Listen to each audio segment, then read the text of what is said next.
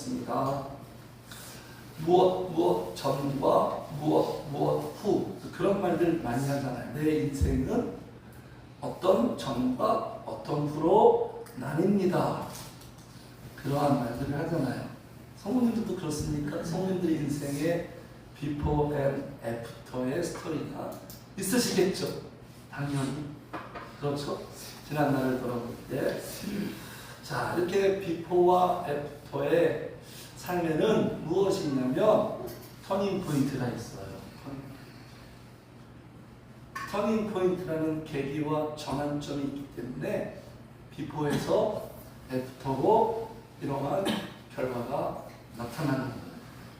어떤 터닝 포인트가 있을까요? 만남의 터닝 포인트. TV 보면 반려동물들, 그죠? 주인이 어떻게 할 수 없어요. 근데 전문가가 딱 오면 그 터닝 포인트가 돼서 이제 반려동물이 달라지죠. 동물뿐만 아니라 사람도, 아이들도 전문가를 만나면 행동이 좀 수정이 되고, 상처받은 어떤 부부 커플이든지 그런 프로 많이 있잖아요. 누구누구의 행복 상담소. 그리고 우리가 만남하면 늘 이분들의 스토리가 나와요. 그죠? 이 박지성, 오늘날의 박지성의 만난 그 터닝 포인트가 히딩크라는 이런 걸출한 지도자를 만났기 때문에 그의 인생은 히딩크의 만남 전과 만남 후로 나뉠 수 있다. 전국민이 아는 사실이죠. 그리고 또 성형이라는 터닝 포인트. 너무 달라요. 그죠? 연예인들 그죠? 성형이라는 터닝 포인트 때문에 외모가 확 달라집니다. 서양이니까 그런 그 광고하잖아요. 비포 애프터, 그죠? 전과 후. 이분들뿐만 아니라 뭐 이렇게 놀랐어요. 저도 했는데 모르셨어요? 네. 이건 놀라시는 분들이 계시네. 그런 분들 많죠. 그리고 이게 뭡니까? 로또 복권이라는 이게 확률이 거의 불가능한데 당첨된 사람들이 있긴 있나 봐요. 또 복권이 당첨돼서 이제 비포와 애프터. 근데 후기가요. 우리는 이거 딱 당첨되면 그냥 그렇죠. 끝나는 줄 아는데 대부분 다 불행해지더라고요. 그 전이 더 좋았다. 당첨 전이 더 좋았다. 안 그러겠어요, 부모님들? 그래서 이 당첨되면 무슨 007 작전 하듯이 비밀리에 움직이잖아요. 절대 가족들한테도 오픈 못해. 찾아오는 사람들이 많잖아요. 더 불행해진대. 더 자유를 빼앗겨. 성모님들, 세상의 것들은요, 우리를 자유하게 못해요. 성모님도 그럴걸요. 만약에 지금보다 돈이 엄청나게 많아지면 머리가 복잡해질걸요. 그걸 지키기 위해서. 그래서 전도서에서 적당하게 하나님이 주신 대로 사는 게 제일 행복하다. 물질 많아지면 더 피곤해요. 그래서 부자는 발 뻗고 못 잔다. 그런 말씀도 있잖아요. 그 관리하려고 이거를 더 유지하고 그렇게 증가시키고 얼마나 피곤하겠어요. 그런 거예요. 그래서 어떤 선택과 개인의 선택과 결정이 터닝 포인트가 돼서 애프터의 결과. 잘 선택하고 결정하셨습니다. 뒤에 약속을 지키셨네. 진짜 결심이 결혼해서 얼마나 기쁜지 뜻을 제대로 넘어섰네요. 이야, 계속 기대할게요. 그죠? 쭉 가는 거야 그냥. 박수로 한번 쳐봤어요. 본인들이 된 것 같죠? 뒤에서 두 여성분이 그냥 눈물로 기도하는 것들이 씨앗이 되고 이끌음이 돼서 이렇게 되는 거지. 나중에 깨달으면 그냥 펑펑 울게 될 거예요. 그냥 감사하고 고마워. 자, 이렇게 비포와 애프터가 있는데 누구보다 아까도 제가 여쭤봤지만 성도의 인생은 이 비포와 애프터가 확실합니다. 없으면 말이 안 돼요. 없으면 이거 성도일까? 이게 뭐예요? 크든지 작든지 성도라면 모태 신앙이든 비포와 애프터가 반드시 그의 삶의 스토리가 있어요. 그리고 비포와 애프터를 만들어내는 터닝 포인트도 있습니다. 그 터닝 포인트가 있으니까 이 터닝 포인트를 하나님이 주신 거예요. 내가 만들어낸 게 아니에요. 터닝 포인트를 하나님께서 내게 마련해 주시고 있게 하신 거예요. 자, 하나님의 말씀 스토리 보세요. 창세기부터 계시록까지 다 비포와 애프터 이야기. 그렇죠? 아브라함으로 야곱이 이스라엘. 이렇게. 근데 그들의 인생에는 다 터닝 포인트가 있어요. 터닝 포인트. 하나님의 비전이 뭐냐? 비포와 애프터가 하나님의 비전이. 옛사람을 새사람으로. 사람의 변화예요. 기독교는 사람의 변화. 그 사람이 변화될 때 환경도 좋아지는 거예요. 선 사람의 변화, 후 환경의 변화. 그걸 빨리 여우처럼 내가 알아들어서 이 포인트에 몰두하시면 되는 거예요. 그러면 되는 거예요. 근데 자꾸 환경적으로 내 시선이 빠져나고 흩어나니까 좀 진전이 안 되고 진도가 안 나가는 거죠. 진도가. 그 간증하는 사람들 다 보세요. 간증의 그 내용이 다 뭡니까? 전에는 내가 교회도 안 나가고 내가 세상에서 술 먹고 막 엉망진창으로 사는 죄인이었지만 터닝 포인트가 있었다는 거예요. 교회 한번 나갔는데 어떤 시간에 참여했는데 막 눈물이 쏟아지고 막 나도 모르게 막 회개하고 막 하나님 만나서 이런 터닝 포인트가 있어. 이제는 내가 이렇게 됐습니다. 이제는 주님 위해서 살 거예요. 이제는 주님과 함께 하는 게 너무너무 좋아요. 행복해. 이게 다 간증 스토리 아니에요. 간증 스토리. 그래서 사도 바울이 계속 얘기하죠. 자, 비포 애프터 얘기하는 겁니다. 사도 바울의 모든 그 스토리가. 같이 읽어 시작. 너희가 전에는 어린 영이 이제는 주 안에서 빛이라 빛의 자들처럼 행하라. 너희가 전에는 마귀의 자식이고 어두웠다. 빛이 없는 인생이었는데 흑암과 공허와 혼돈의 인생이었는데 이제는 주 안에서 빛이 되었다. 완전히 달라져. 완전. 여기 또 같이 읽어 시작. 너희가 전에는 양과 같이 길을 잃었더니 이제는 너희 영혼의 목자와 감독 되신 이에게 돌아가니라. 전에는 방황했다는 거예요. G.O.D가 많이 노래하잖아요. 네? 뭐 가리워진 길만 노래하고 어디로 뭐 갈 수 있는지 모르겠다. 세상 사람들 막 인생을 노래할 때 이 노래 하잖아요. 왜 방황합니까? 영혼의 목자와 감독이신 주님 떠나 있으니까 방황하는 거예요. 성도님 다른 거 아닙니다. 내 인생이 왜 방황하느냐? 내 인생이 왜 이렇게 물음표 투성이냐? 마침표 대신은 우리 하나님 떠나 있으면 그 어떤 인간도 다 돈 부자들도 방황해요. 세상에서 성공한 사람도 방황해요.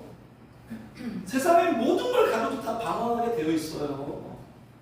철학을 통달해도 방황하고 그냥 물음표 인생 되는 거예요. 허전하고 공허하고 그 어떤 것도 채워줄 수 없어요. 그런데 이제는 너희의 영혼의 목자와 감독 되신 이에게 돌아와 버렸다. 이 에피소드. 방황이 끝나는 거예요.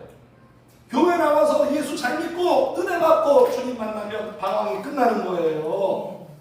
내가 지금 뭔가 부족해서 결여되어서 방황하고 있는 게 아니에요. 여러분들 제대로 보셔야 돼요. 내가 돈이 없어서 내가 성공하지 못해서 내가 내 원하는 대로 안 돼서 그래서 방황하는 게 아니라니까요. 예수님 떠나 있어서 성령님 떠나 있어서 방황하는 거예요. 이 하나님이 만들었어요. 세상을. 그래서 많이 들어봤죠? 주님은 나의 선한 목자라고. 목자. 양은 목자 없으면 못 살아요. 그냥 끝나는 거예요. 이게 자랑거리라는 거예요. 성도님들 간증할 때 이걸 자랑해야 돼요. 교회 나가서 예수 믿었더니 사업도 잘 되고 부자 되고 자녀들 팍팍 풀리고 내 병도 고쳐주고 이거 자랑하는 게 아니에요. 성도님들 이거 자랑한다면 우리 충만교회는 이걸 자랑하지 않습니다. 물론 이것도 자랑 거지만 이게 진짜 자랑 거는 아니에요. 근데 많은 교회가 간증 이런 걸 자랑해요. 예수 믿고 기도했더니 내 삶이 이렇게 좋아지고 성공했더라. 그게 진짜 자랑 겁니다. 성도님들. 그걸 자랑하고 부끄러워할 줄 알아야 돼요. 부끄러워할 줄 알아야 되는데 자랑하고 있어 사람들이. 성도님들 사도 바울이 뭐라고 그랬습니까? 주님 외에 모든 것, 사도 바울은 진짜 초엘리트고요. 특급 인간이에요. 근데 자랑할 게 많았다는 얘기죠. 사도 바울이 그 모든 자랑거리를 어떻게 한마디로 일축하고 표현하죠? 배설물이래요, 배설물. 근데 우리 인간들이 얼마나 미련합니까? 배설물을 자랑하고 있어. 배설물을 자랑하는 인간이 어디 있어요? 부끄러운 거죠, 그거는. 그렇죠? 진짜 자랑할 거리를 모를 때 이러는 거예요, 정말. 전에는 내가 이렇게 살았고, 전에는 내가 이런 사람인데, 이제는 내가 이렇게 표현하는. 비록 내 환경과 상황은 내가 원하는 대로 지금 되고 있지 않지만, 내 속사람이 하나님을 향한 내 마음이, 내 신앙생활이 이제는 이렇게 됐다. 이게 기적이에요. 이게 최고의 복이에요. 물질로 이렇게 될 수 없어요. 이게 하나님의 놀라운 은혜죠. 놀라운. 이걸 자랑할 줄 알아야 돼요. 전에는 내가 이랬는데 이제는 내가 이렇게 되었어요. 이게 바로 성도들의 삶이에요. 모습이에요.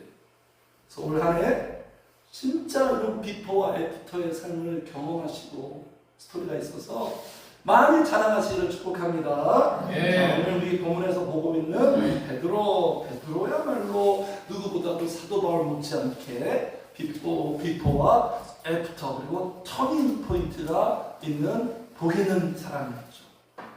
하나님의 크신 은혜로 패자부활전 시켜주시고 다시 인생의 대역전에 어떤 그런 삶을 사셨던 그런 분입니다. 자, 오늘 본문에 지금 베드로의 모습인데 베드로랑 예수님하고 주고받는 대화 장면인데요. 지금 오늘 본문의 베드로의 모습은 애프터라기보다도 비포 시절의 모습입니다. 베드로 인생의 흑역사에 부끄러운 장면이죠. 본인은 부끄러운지 몰라요. 부끄러운 장면. 자, 예수님께서 지금 위에 빨간 줄이 주로 보이시죠? 메시지를 계속 주십니다. 34절에 이런 그 유명한 메시지를 또 제자들에게 주세요.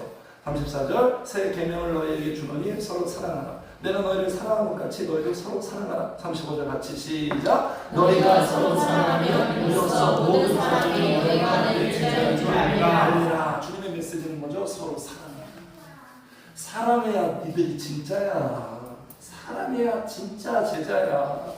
교회 다닌다고 제자가 아니라 너의 삶 속에서 누군가를 사랑할 때 그게 진짜 네가 구원받은 사람이고 제자의 모습을 확증시켜 주는 거야. 이렇게 말씀하시는 거예요. 근데 어떻게 사랑하라? 인간적인 사랑이 아니에요. 인간적인 사랑으로 사랑이 아니라 내가 너를 사랑하는 것 같이 해주세요. 사랑받은 자가 사랑할 줄 안다. 예수님께 사랑받은 자가, 은혜받은 자가 사랑할 줄 알아요. 그러니까 내가 아내를 사랑해야지, 내가 남편을 사랑해야지, 내가 자녀를 사랑해야지 이렇게 출발하는 게 아니라 교회 가서 진짜 주님의 은혜를 받고 주님의 사랑을 받은 사람이 누군가를 사랑할 수 있는 거예요. 그러니까 사랑받지 못하면 사랑할 수는 없다, 이렇게 결론 내릴 수 있는 거예요. 인간의 사랑은 진정한 사랑이 아니에요. 성령님. 사랑할 수 없어요. 성령님 동의하지 않습니까? 성령님 결론 내는 거예요. 나는 아무것도 할 수 없다. 나는 사랑할 수 없다. 나는 단지 저 사람이 나를 사랑해 주는 것만큼 기브의 테이크로 그냥 반응하는 거다. 저 사람이 나를 미워하는데 내가 저 사람 사랑한다? 안 돼요, 이거. 안 되는 거예요. 우리의 감정이 그렇게 안 됩니다. 사랑할 수 없어요, 우리는. 이렇게 출발하셔야 되는 거예요. 사랑할 수 없다, 이렇게 출발하셔야 되는 거예요. 내가 사랑을 받으면, 내 안에 하나님의 사랑이 충만하면 거기에서 나가는 거예요, 이렇게 사랑이. 그러니까 예수 잘 믿고 교회 나가서 은혜 받으면 부부관계가 좋아질 수밖에 없죠. 그냥 훨씬 좋아지죠. 가정이 점점 좋아지고 회복되죠. 교회 분위기가 달라지죠. 성도끼리 너무너무 사랑하죠. 인간적으로 서로 친한 사람끼리 사랑하는 게 아니라 너무너무 서로 사랑하죠. 서로 달라도 다 사랑. 천국이 되는 거예요. 천국이 한마디로. 모인 곳마다 다 천국이 되는 거예요. 그래서 성도의 진정성은 사랑하는 모습이에요. 사랑하는 모습. 사랑의 열매. 그러니까 그 사랑하는 모습은요, 근원적으로 무엇을 또 우리에게 밝히느냐? 성령님이 역사하고 있다는 증거죠. 누가 진짜입니까? 성령님이 있는 자가 진정이죠. 로마서 8장 그리스도의 영이 없으면 그리스도의 사람이 아니다. 그리스도의 영이 없으면 천국 못 간다. 그러니까 성령의 역사가 있으니까 그 성령님이 사랑하게 한 거예요. 첫 번째 열매가 사랑이잖아요. 성령이 역사하고 있다니까 그건 진짜죠, 진짜. 자, 이렇게 정말 은혜롭고 감동과 울림을 주는 예수님이 말씀을 해주셨는데 베드로가 이 메시지를 듣고 주님, 아멘, 아멘, 알겠습니다. 이렇게 반응하는 게 아니라 34절, 35절 사랑의 메시지에 관심도 없어요. 관심도 없어. 베드로의 관심은 지금 다른 데가 있거든요. 우리가 그래요, 부모님들. 지금 내가 진짜 들어야 할 말씀을 들어야 되는데 내 생각과 마음이 다른 데가 있으면 그 말씀이 안 들려요. 안 들려. 안 들린다니까요. 그래서 주님이 너희가 듣긴 들어도 듣지 못하고 이런 말씀하시는 거죠. 베드로는 지금 어디에 꽂혔냐? 지금 어디에 꽂혔냐면 자꾸 주님이 자 여기 33절, 34절 그 전의 말씀에 베드로가 완전 꽂힌 거예요.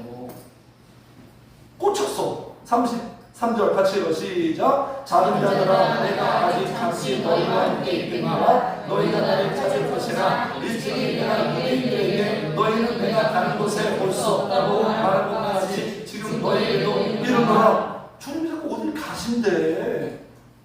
떠나가신대요 주님이. 아니 언제 나를 부르긴 언제고 이제 또 떠나가신대. 평생 함께 하려고 저분과 함께 하려고 내가 다 때려치고 그냥 주님 따라가는데 이제 와서 나를 배신하면 어떡하지?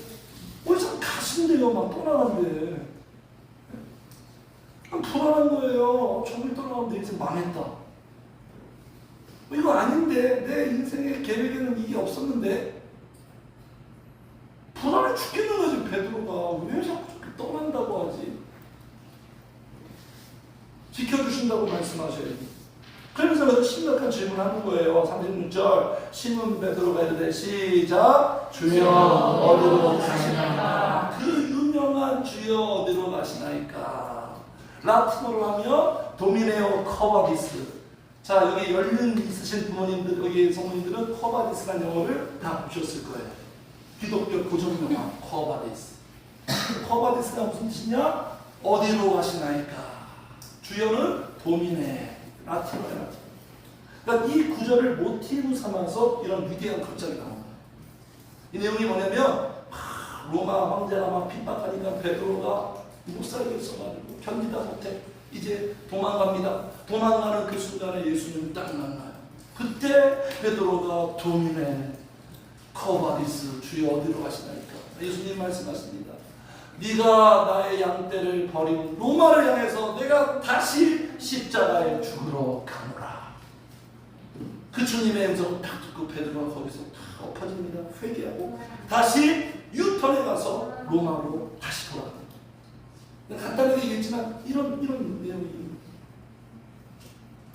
이렇게 주님 말씀하십니다.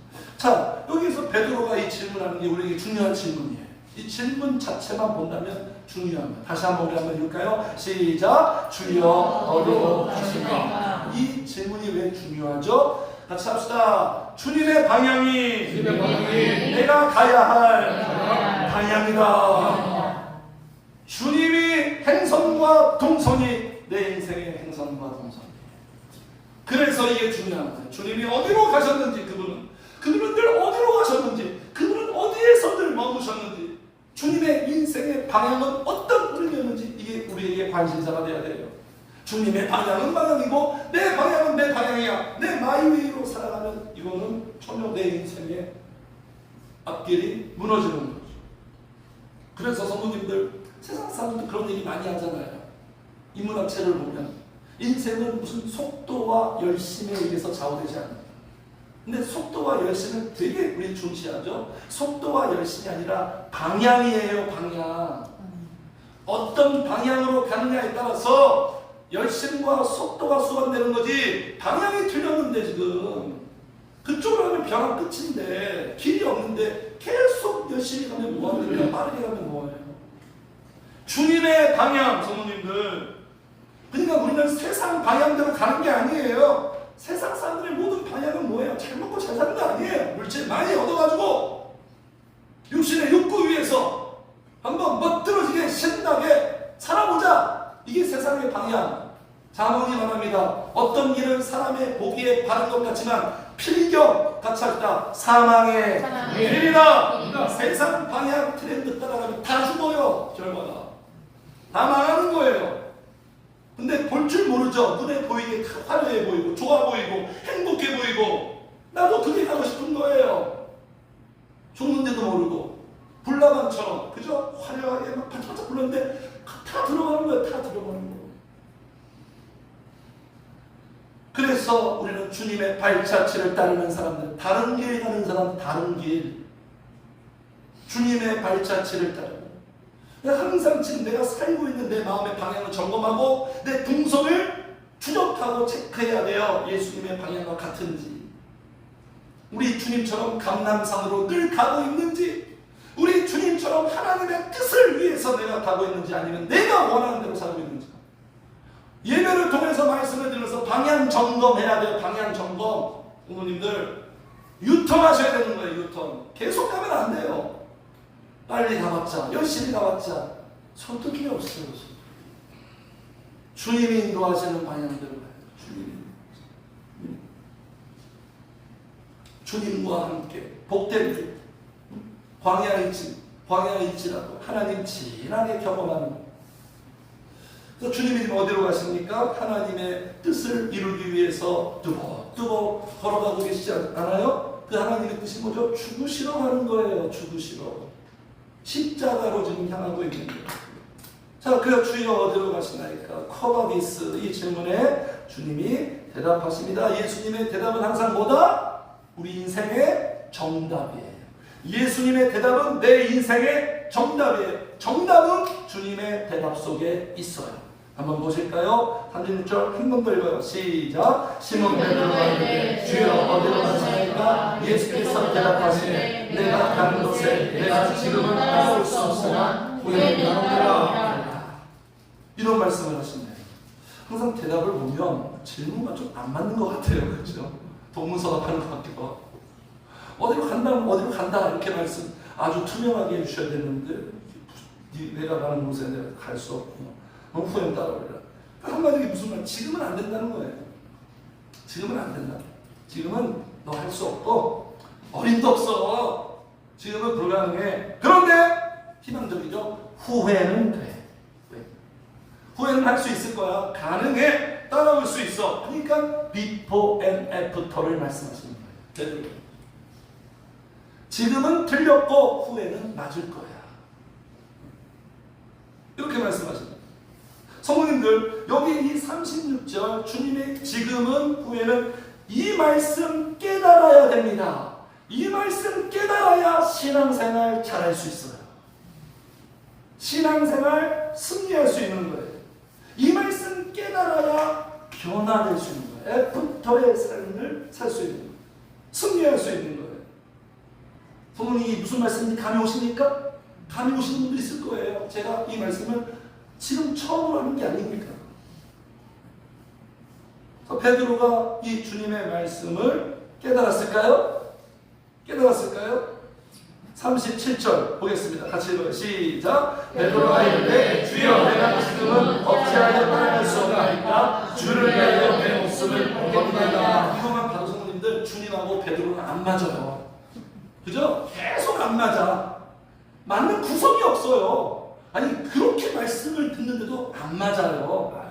생각이 지금 따로 몰아요. 이게 복음서예요. 성도님들. 안 맞는다니까요. 속 터지죠. 영과 육은 절대로 맞을 수 없어요. 성도님들.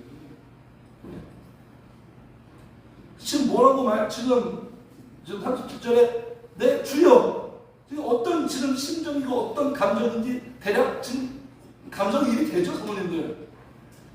그냥 뭐 부드럽게 말했겠어요? 그냥 항변하고 막 따지듯이 그냥. 주여, 내가 어찌하여 따라갈 수 없나이까? 왜 안 되는데? 왜? 그러니까 지금 베드로는 제 주님의 말씀이 인정을 못해요. 인정이 안 되는 거예요. 인정이.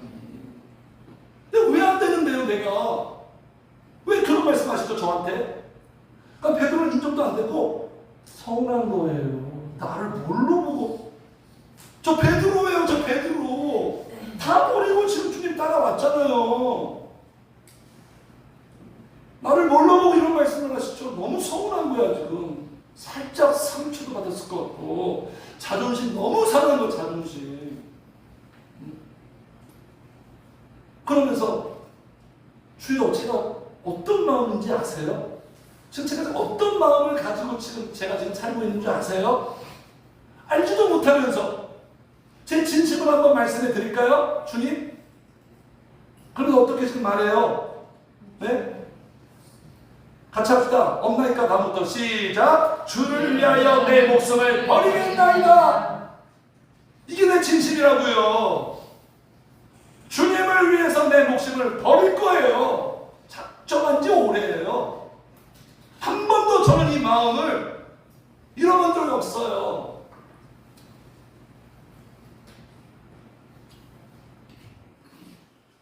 결사하고죠. 성도님들, 지금 베드로가 이 한마디는 지금 뭔가 막 열받아가지고, 네? 홧김에 나온 말도 아니고, 허풍도 아니고요, 흥분해서 나오는 말도 아니고, 진심이에요. 진짜예요, 진짜. 베드로의 100% 진심이에요. 주님을 위해서 목숨을 버리려고 하는 사나이 중에 사나이고, 베드로는 상남자예요. 약한 사람이 아닙니다. 인간적으로. 항상 행동대장이잖아요. 돌격 앞으로.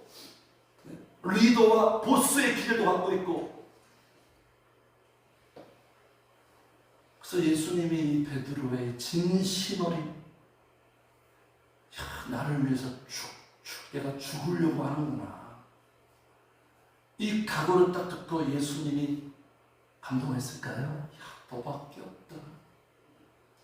머리 들 곳이 없는 나에게 역시 너밖에 없네. 야, 네 한마디가 나한테 참 위로가 된다. 위로가. 착하고 충성된 내 종아. 예수님이 지금 이렇게 말씀하실까요? 저도 예전에 그랬어요. 성도님들이 목사님과 함께 평생, 와, 그 한마디가 얼마나 감동스럽고, 와, 이야, 막 너무너무 막 행복하고 그랬거든요.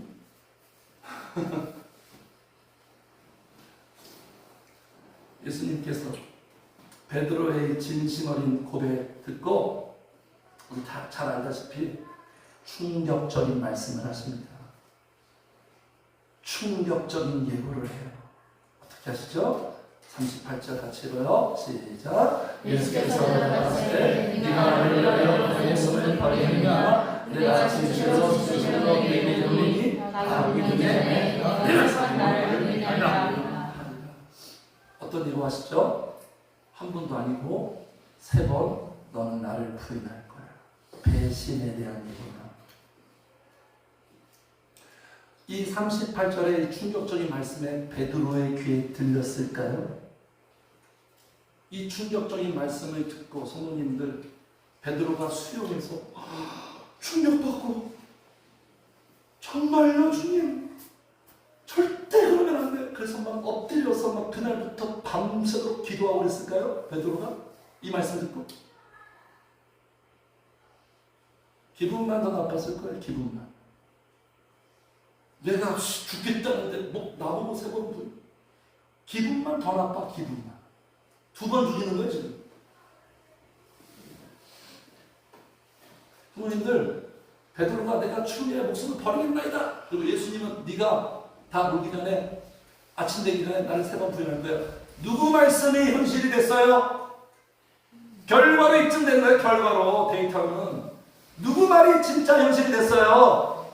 베드로예요? 예수님이에요? 예수님이죠. 같이합시다. 말씀은 현실이 된다. 오늘 말씀을 무시할 수가 없는 거예요. 성경을 그냥 내가 읽는 것만 하는 게 아니라 이 말씀은 내 현실 그대로 되니까 현실감 100%.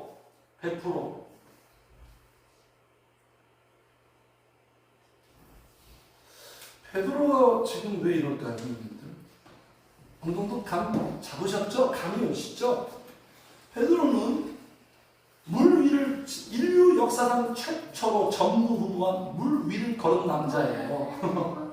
물 위를 걸으면 어떤 기분입니까? 그죠? 중년하고 막 물 위를 걷잖아요. 그죠? 고수들이. 어떤 느낌일까요? 물 위. 처음부터 가서 물어보자고요. 우리. 물 위를 걸으면 어떤 느낌일까요? 물 위를 걸은 최초의 인간이에요. 그리고 주님께 능력받아서 막 은사, 막 죽은 자 살리고 우리가 조금 차원이 다른 삶을 살았잖아요. 체험도 하고 그리고 지금 예수님 옆에 있잖아요. 예수님 옆에 있으면 변화되는 거 아니에요? 성도님들? 예수님 옆에 있어요. 사람들이 맨날 찬송하죠. 주 예수님 내게로 오소서. 예수님 옆에 있는데 왜 안 변화되지? 베드로가? 예수님 옆에 있는데 왜 안 바뀌어요? 누구보다 제일 많이 사랑받고 말씀도 많이 듣고 보고 들은 게 충만한데 왜 이런 소리 하고 있을까요, 성도님들? 무엇이 결여되어 있어요? 말씀은 이걸 보라는 거예요. 무엇이 결여되어 있어요? 결정적으로 결여되고 결정된 게 뭐예요? 없는 게 같이 합시다. 터닝 포인트가 없다. 이때는 터닝 포인트가 없어요. 그러니까 애프터가 안 되는 거예요. 터닝 포인트가 뭐예요? 체험이에요? 말씀이에요? 은사예요? 예수님이에요? 예수님이 아니네, 지금 이 상황에서는. 터닝 포인트가 뭐예요? 주님이 우리에게 주신 터닝 포인트 선물이 뭡니까? 성령. 그렇죠. 기도와 성령이죠. 이게 누가복음의 주제고 사도행전의 주제예요. 누가복음 보세요. 사도행전 보세요. 계속 기도와 성령, 기도와 성령. 터닝 포인트가 없는 거예요. 그러니까 이럴 수밖에 없는 거예요. 기도와 성령이 없으면 아무것도 안 됩니다. 아무것도 할 수가 없어요. 아무것도 될 수가 없어요. 이게 결론 나야 돼요, 성도님들. 이 의식이 약하니까, 없거나 약하니까 기도와 성령으로 매진이 안 되는 거예요. 베드로의 모습을 보면서 이거 깨달으라는 거예요, 이거. 터닝 포인트가 없는 교인의 모습을 보여준 거예요. 교회를 다닐지라도, 설교를 들을지라도, 성경을 읽을지라도, 개인적인 체험이 있을지라도 그의 인생에 터닝 포인트가 없으면 베드로 같은 모습으로 나타난다는 게 오늘 본문의 본원적인 메시지예요.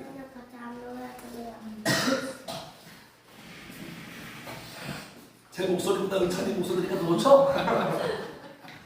귀여워라, 이뻐라. 네? 자, 그래서 터닝 포인트가 없는 비포 시절의 모습과 문제는 뭐냐면, 첫 번째, 말씀을 깨닫지 못해요.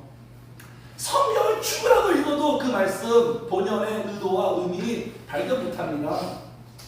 신학을 공부해도 평신도 중에서 막 신학 공부하고 싶은 열정 있는 사람들이 있어요. 너무 알고 싶어서 말씀을. 신학, 제가 아는 분들이 있어요. 신학을 두 군데를 했대. 근데도 전혀 몰라요. 근데 그게 그 인생의 터닝 포인트가 와서 기도하고 성령하니까 비로소 알게 되는 거예요. 말씀을 깨닫지 못하고 우리가 깨달아야 할 말씀이 뭡니까? 전에는 아무것도 안 됐는데 이제는 되다. 터닝 포인트는 뭐죠? 기도와 성령으로 이거 깨달아야지 말씀 깨닫는 거예요. 기도와 성령으로 살아가야지만 된다. 이걸 깨달아야 돼요. 확실하게 그냥. 그래서 내 라이프 스타일에 딱 정착이 돼야 되는 거예요. 네? 그래서 이렇게 말하고 있잖아요. 스가랴에서. 자, 그가 내게 대답할 때 여호와께서 스룹바벨에게 하신 말씀이 이러하니라. 만군의 여호와께서 말씀하세요. 시작. 이는 힘으로 되지 아니하고 능력으로 되지 아니하고 오직 나의 영으로 됩니다. 베드로는 자기 힘으로, 자기 능력으로. 나 베드로예요. 베드로니까 따라갈 수 있어요? 안 되는데 오직 성령으로만 된다는 거예요. 구약에서 벌써 성령님 얘기.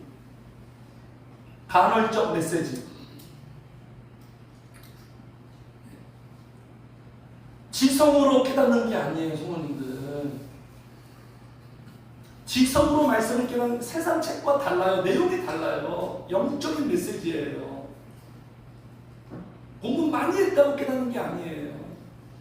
성령님이 깨닫게 해주셔야 내가 깨닫는 게 아니라 목사님이 깨닫게 하는 게 아니에요. 저는 그냥 성령님 의지해서 이 시간 전하는 거예요. 제가 성도님들을 설득하고 호소하는 게 아니에요.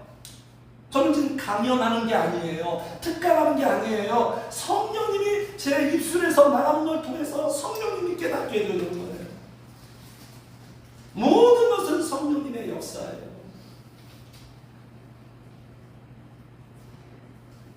말씀도 깨닫지 못하고요. 지금 베드로 보세요. 자기를 모르잖아요. 이게 얼마나 답답해요. 이게 미련한 거 아니겠습니까? 자기를 몰라요. 자기가 지금 어떤 상태고 어떤 수준인지. 주제 파악을 못하는 거예요. 그리고 잘못 알고 있잖아요. 성도님들 터닝 포인트가 없는 신앙생활은 잘못 알고 있어요. 잘못. 마귀가 이상하게 꼬이게 만들어요. 그러니까 교만할 수가. 교만 아니에요. 자기가 죽겠대. 죽음을 위해서. 하나 말씀드리죠. 무지한 사람이 교만하다고. 아는 사람들은 교만할 수 없어요. 겸손하지. 성령님 없이 지가 뭘 할 수 있어요? 얼마나 나약하고 얼마나 연약하고 자기 존재에 대해서 전혀 모르잖아요. 네? 무엇이 문제인지도 몰라요. 성도님들 터닝 기도와 성령이 없는 신앙생활은 자기가 진짜 내 삶에 뭐가 문제인지를 몰라요. 그냥 내가 물질이 없는 거 뭐 기타 등등 여기만 이게 문제라고 생각해요. 그렇지 않아요. 이 마귀의 함정이 함정. 기도와 성령이 있으면 진짜 문제가 뭔지를 알아요. 그러니까 이제 해결되는 거예요. 터닝 포인트가 있는 자는요, 성령이 보게 하십니다. 성령님이 우리 자신을 알게 해요. 그래서 자꾸 회개시켜요. 회개. 가슴을 치게 합니다.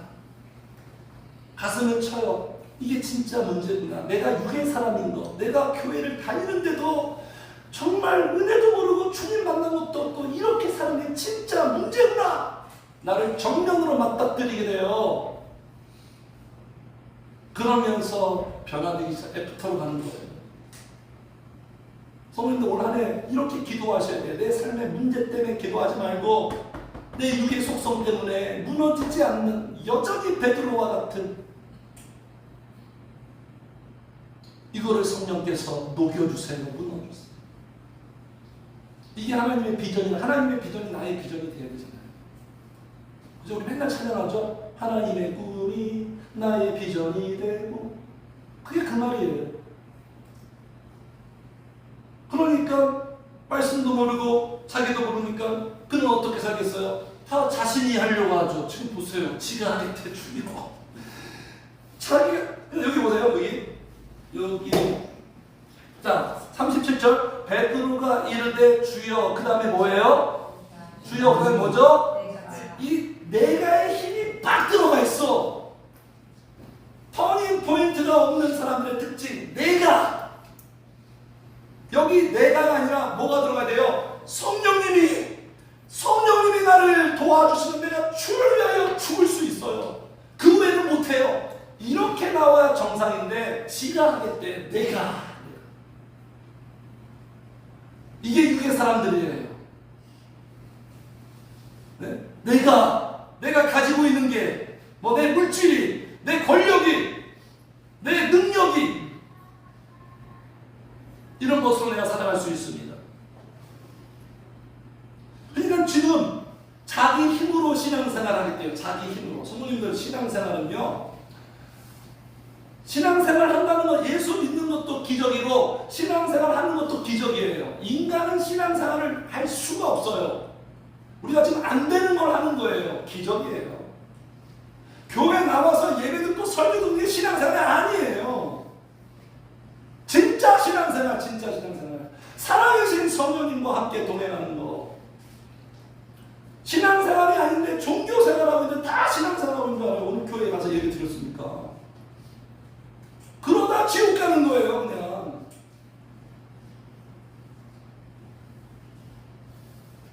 신앙생활은요, 베드로 보세요. 결국 지금 신앙생활, 주님을 따라가겠다는 건 신앙생활이라는 얘기죠.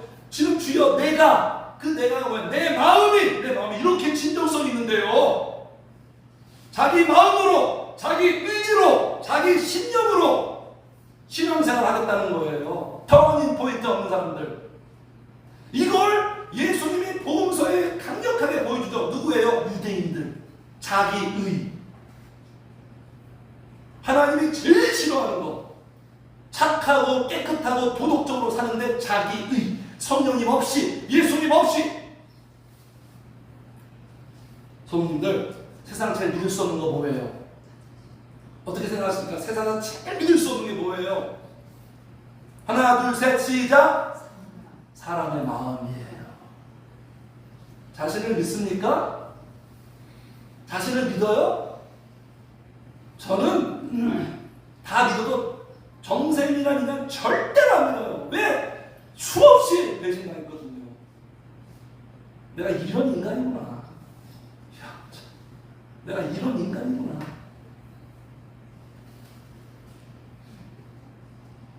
사람 마음은 오래가지 못해요. 그래서 막 연애할 때는 막 앞이 보이죠. 이 사람과 함께하는 내 인생. 얼마나 갑니까? 그 마음. 현실을 보면서 내가 괜히 결혼했어. 뭐 또는 나를 배신했어. 또는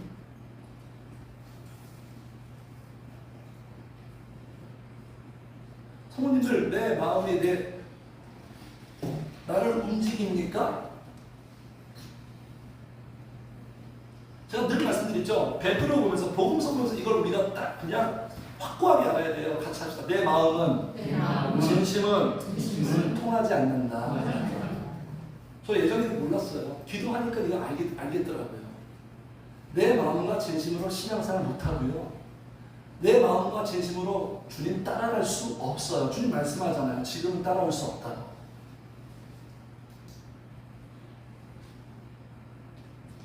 마음 먹는다고 되던가요? 그럼 좀 이런 식으로 하는 게 좀 안타까워요. 목사님들이 설교할 때 오늘의 본문의 메시지 열심히 전해놓고 막판에 피날레를 어떻게 끝냅니까? 결단하세요, 성도님들. 이렇게 사는 것이 하나님의 뜻입니다. 결단한다고 되나요? 우리는 약하지만 성령님 의지하면 됩니다. 이렇게 맞춰줘야지. 성령님이 소망이지. 말씀 듣고 결단한다고 돼요? 다니엘이 자기가 결단해서 됐을까요? 다니엘은 성령님을 의지했어요. 결단한다고 되냐고요? 수없이 결단했잖아요. 수없이 결단기도, 수련회 나가서 결단기도, 결단 찬양, 결단, 어쩌고저쩌고. 신앙생활은요, 마음으로 하는 게 아니에요. 제가 말씀드리죠. 영과 마음은 다르다고. 내 영적 상태와 내 마음은 다른 거예요. 다른 영역이에요. 내 마음이 진정성이 아니에요. 내 마음이 지금 확고하니까 괜찮아. 그게 아니에요. 마음은 내 영적 상태는 지금 형편이 없는데요. 신앙생활은 마음이 아니라 내 영으로 하는 거예요. 영으로 예배하고, 영으로 기도하고, 영으로 찬양하고, 영을 받으시는 거잖아요. 그 영이 내 마음에 영향력을 주는 거예요. 네. 그래서 성도님들, 행동의 결과를 보면 알아요. 우리의 행동으로 이끌고 가는 것은 마음이 아니라, 그런 적 있잖아요. 내 마음은 이런데 왜 행동이 안 되지? 내 마음은 이렇게 품고 있는데 왜 행동이 안 되지? 마음은 행동에 결정적인 영향을 못 줘요. 영이 행동으로 영향을 주는 거예요. 할렐루야. 네. 영이 행동을 만드는 거지 마음이 만드는 게 아니에요. 사도행전 보세요. 사도행전의 사도들이 자기 마음으로 신앙생활하니까 다 성령으로. 네?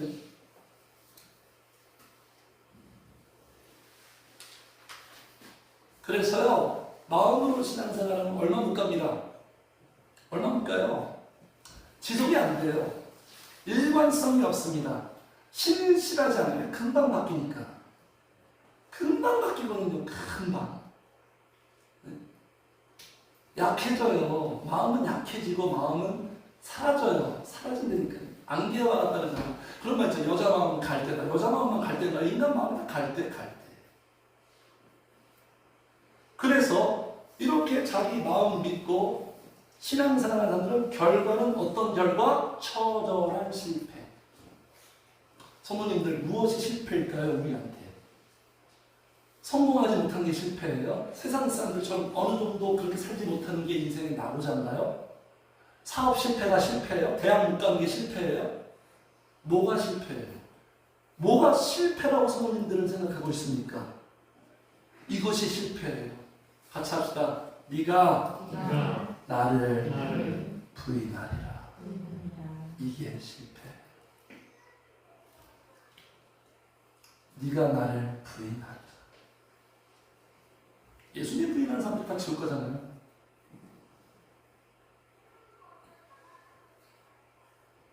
여기 부인이라는 뜻은 여러 가지 있어요. 말씀은 참 한 단어인데 여러 가지 의미가 있어요. 부정하다, 외면하다, 거부하다, 거절하다, 반박하다, 논쟁하다. 터닝 포인트가 없는 사람들의 마음은 이렇게 될 수 있는 거예요. 지금 반박하잖아요. 베드로가 나를 어떻게 이렇게 여겨주시나. 거부하잖아요. 그러니까 성모님들 지금 여기에서는 몰라. 성모님들 지금 이 교회에서는 별로 두드러지지 않아요. 이렇게 제가 설교하고 있을 때 몰라요. 삶의 현장에서 베드로가 삶의 현장에서 자기 살기 위해서, 그러니까 자기가 살아야 되는데 뭔가 손해와 피해가 오면 언제든지 외면해버리는 거예요. 기도와 성령 없는 사람은. 좋을 때 다 좋아요. 두 손 들고 찬양 따라갑니다. 죽기까지 죽. 여기가 신음성이 아니라 내 삶의 현장이라니까요. 주님 따라가고 신앙생활 하는데 그것 때문에 때로 나에게 피해가 있고 손해가 있고 사람들한테 외면당하고 상처당하고, 그럴 때 어떤 모습으로 나타나냐고요.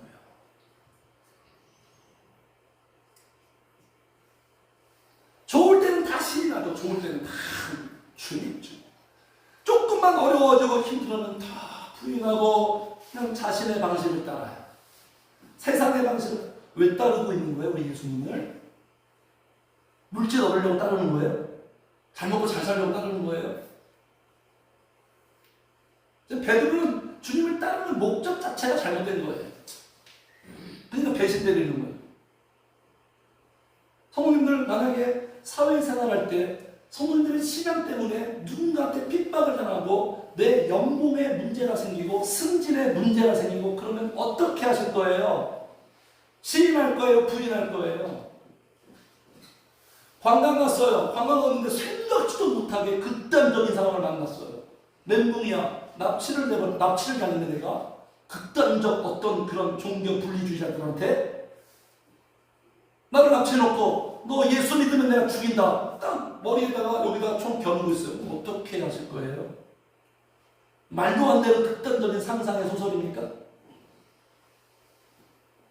그때 시인하실 거예요? 부인하실 거예요?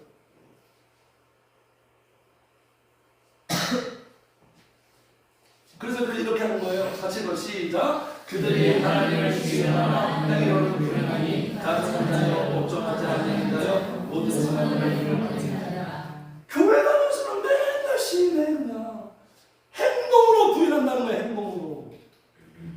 행동으로 인정하고 신앙이 진짜 아니겠어요?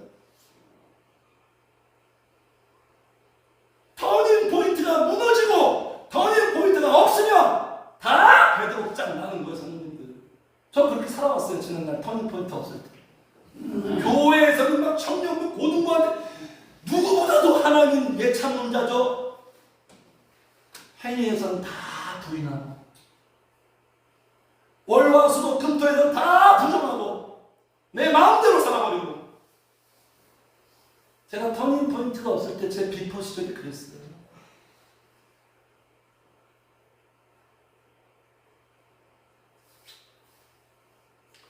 왜 이렇게 주님이 처절하게 인생의 쓴맛, 밑바닥을 경험하게 할까요? 같이 합시다. 실패는 성공의 어머니다. 그분에겐 계획이 있습니다. 그분이 하시는 교육은 정말 탁월해요. 터닝 포인트가 없는 결과와 경험, 쓴맛을 보게 하는 거예요. 주님 처절하게 느끼고. 우리도 그렇잖아요. 내 삶에 기도와 성령이 있을 때와 없을 때 그 차이점, 그걸 주님이 때로는 내버려 둡니다. 저도 그래요. 내버려 두면 안 되는 성령 때로는 내버려 둬요. 쓴맛을 한번 봐야 돼. 기도와 성령이 없는 게 얼마나 우리의 인생에 재미없고 낙이 없고 살맛도 안 나는 걸 느껴야 돼요. 때로는.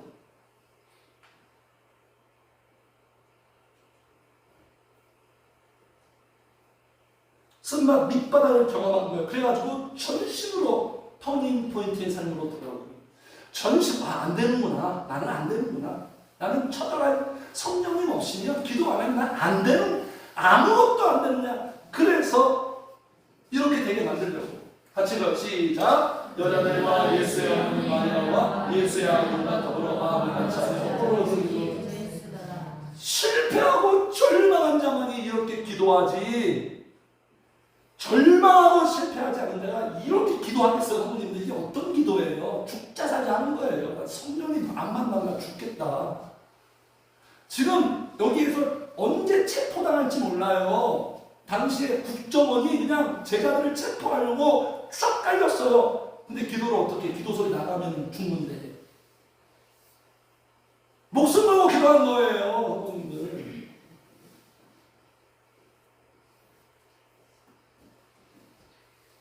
이런 터닝 포인트를 통해서 애프터의 기적을 맛보게 하려고, 나중에도 사도행전에서 어떻게 살죠? 말씀과 기도의 전무하리라고. 터닝 포인트가 분명해, 그들의 인생에. 그러니까 애프터인 거예요.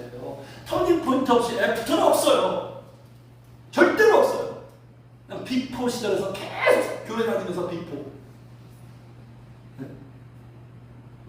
그래서 기도와 성령님은요, 같이 합시다. 실패한 자들을 위한 하나님의 선물이다.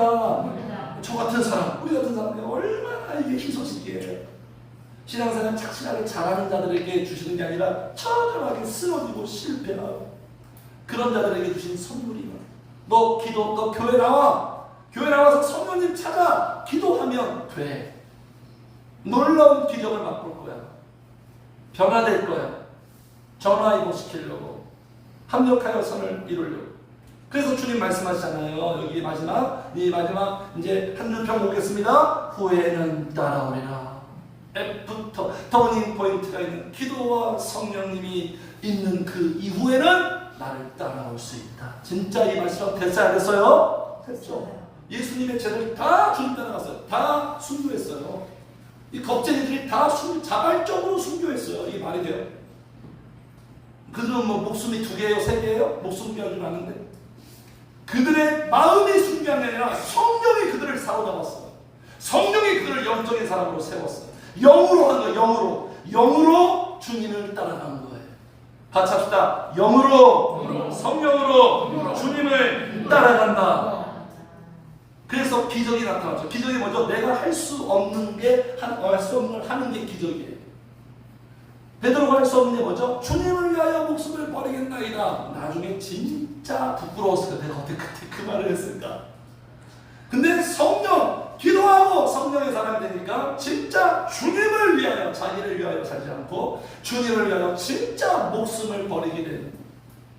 성도님들, 인간은 절대 버릴 수 없는 거 아시죠? 그럼 절대 못 버립니다. 한 가지 경우만 가능하시죠? 얻으면 버립니다. 새 것을 사면 한 것을 버립니다. 늘 말하는 그 표현, 벤츠를 내가 사면 티콘을 버리는 거예요. 성령님은 진짜 만나, 성령의 역사가 진짜 복이고 좋은 걸 내가 진짜 알면 버리게 되는 거예요. 배설물로 여기는 그 싸움이에요. 내가 주님 앞에 어떻게 살겠다, 이거 이전에 내가 성령님을 만나느냐, 성령의 역사를 경험하느냐, 이게 승부령이에요. 이게 분수령. 이 싸움이에요. 내가 하나님 앞에 잘 말씀대로 살아, 이게 아니라 내가 성령님을 만나느냐 못 만나느냐. 성령의 역사 속에 사느냐 못 사느냐, 기도와 성령으로 사느냐 못 사느냐, 이게 승패를 결정하는 거예요. 여기에 집중하는 거예요. 성도님들, 인생의 승리와 성공과 행복은 뭐냐? 같이 합시다. 성령님과 함께 성령님을 따라가는 거다. 어떤 상황이든 아무리 힘들고 어려워도 끝까지 따라가는, 어린 양이 인도하는 어느 곳으로 따라가는, 내가 원하는 곳으로만 가는 게 아니에요. 그러니까 이게 아니에요. 주님 따라와 주세요, 내가 원하는 대로 따라와 주세요, 절대 떠나지 마세요, 이게 베드로예요. 따라오세요 이게 아니라, 따라오세요가 아니라 내가 따라갈게요. 내가 따라갈게요. 어디로 인도하든지 어떤 상황이든 내 삶에 문제와 시련이 와도 역경이 와도 끝까지 따라갈게요. 이게 우리 마음으로 안 돼요. 결단으로 안 돼요. 성령의 능력으로 안 돼요. 그래서 성령님 너무너무 좋은 성령이에요. 이렇게 따라가게 하는 게 뭐다? 기도와 성령의 터닝 포인트예요. 올 한 해도 터닝 포인트가 있는, 시작되는 터닝 포인트의 흐름은 날마다 붙드셨어. 성도들의 인생이 비포에서 애프터로 전환되는 놀라운 기적들을 경험하시면서 영광 돌리시기를 주의 이름 축복합니다. 네, 찬양하겠습니다. 191장 우리 박수 치면서